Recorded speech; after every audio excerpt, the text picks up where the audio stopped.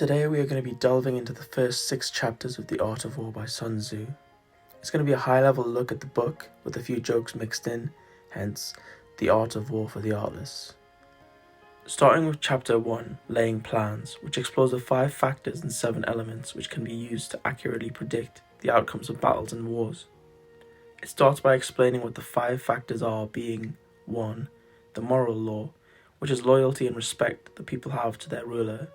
2. The heaven, which signifies the weather and seasons.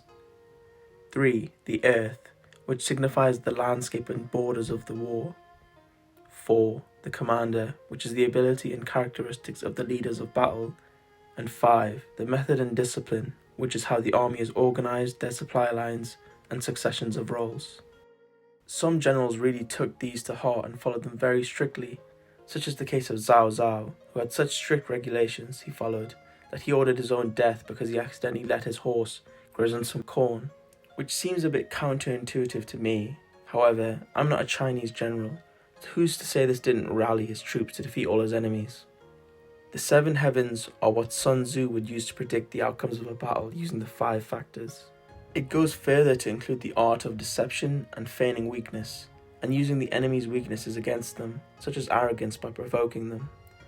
This all seems relatively obvious now, but in ancient China the idea of making yourself look weak was not all that popular, as Chinese society then and now has elements of being proud about your strength and your abilities to excel, as well as the fact that most Chinese emperors ruled by the mandate of heaven, which basically states that God made them emperor, and so they could do no wrong because it was God's will. Chapter 2, Waging War, begins by talking about the costs of maintaining soldiers on the front and the cost of keeping government running away from the front, going on to say that war is expensive and that you should be sufficiently equipped if you engage in long drawn-out combat. Expanding on this by saying that although hastiness is associated with idiocy, long delays are not characteristic of the wise. He makes note that there are no instances of countries benefiting from sustained wars, and those that know the evils of war know that rapidity is the key to avoiding Pyrrhic victories. I'd have to disagree with Sun Tzu here, because clearly he hasn't heard of Lockheed Martin or Northrop Grumman. These guys run the military-industrial complex, and they have been making a killing, literally, starting and prolonging wars. Later on in the chapter he states that your wagons shouldn't be loaded twice, as to say, bring what you need for war the first time and forage from the enemy to sustain yourself.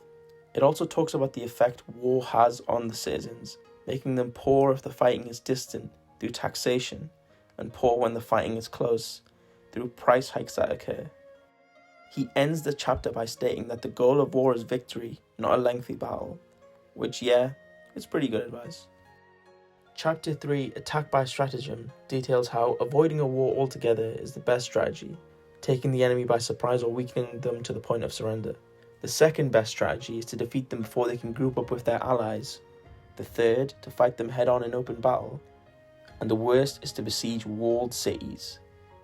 It also describes 3 ways a leader can bring ruin to their army, by 1. Giving orders to the army without knowledge of the state of the army, such as ordering them to advance when they are surrounded. 2. Trying to rule an army like a government, focusing on justice and humanity, is a major error. 3. Employing incompetent leadership. He also drops the iconic line, "If you know the enemy and know yourself, you need not fear the result of 100 battles. If you know yourself but not the enemy, for every victory you gained, you will also suffer a defeat. If you know neither the enemy nor yourself, you will succumb in every battle."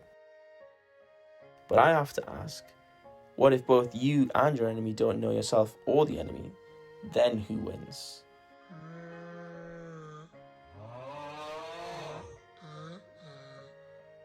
Chapter 4, Tactical Dispositions. He states preventing defeat relies on your own actions.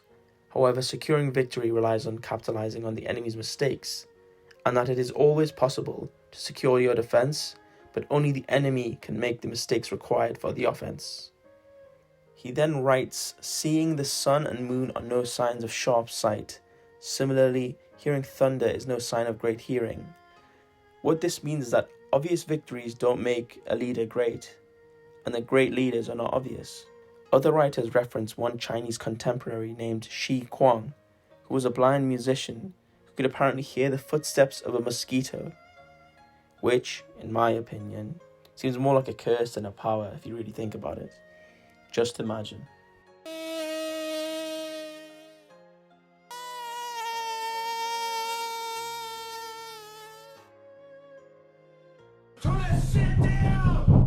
Chapter 5. Energy. This chapter describes how the control of your army is important in how it will fare against opponents. Setting up signs and signals in order to communicate and react to the opponent is necessary for victory. Sun Tzu continues with, the use of direct methods may be needed in joining a battle, however indirect methods are needed for securing a victory. He then makes a really interesting point that even though there are only two methods of attack, which are indirect and direct, that's similar to how there are only 5 musical notes, there are an infinite number of musical pieces that can be played. Through this, he tries to convey the idea that, like music, tactics used in warfare are infinite, and there will always be one plan that will secure victory. He then compares energy to that of the energy stored in a wound-up crossbow, and the release of that energy by the finger on the trigger. That without precision and timing, the energy is useless. Similarly, that an army without precision or timing are also useless. Chapter 6. Weak points and strong. This chapter focuses on the fluidity of a general and their army, in their ability to change their attacks and plans depending on the strengths and weaknesses of both the enemy and themselves. He also states the importance of withholding troop information from the enemy and remaining unseen, as to force the enemy to spread their resources out. For if the enemy knows of the location of the battle, then the enemy can sufficiently reinforce the area. However, if the attack is a surprise, then the attacking army is likely to have both a numbers and equipment advantage. He states that if your plans are invisible to the enemy, then all of their intelligence and wisdom becomes useless, as they have nothing to act upon. He ends the chapter with the analogy of water, which moves from high point to low point. Similarly, your armies must move from strengthened areas to weaker areas in search of advantage. So that was my take on the first 6 chapters of The Art of War by Sun Tzu. I'll probably finish this with another part sometime later. I have a few other videos that I'm in the process of going through now, though. Anyways, thanks for watching. Bye.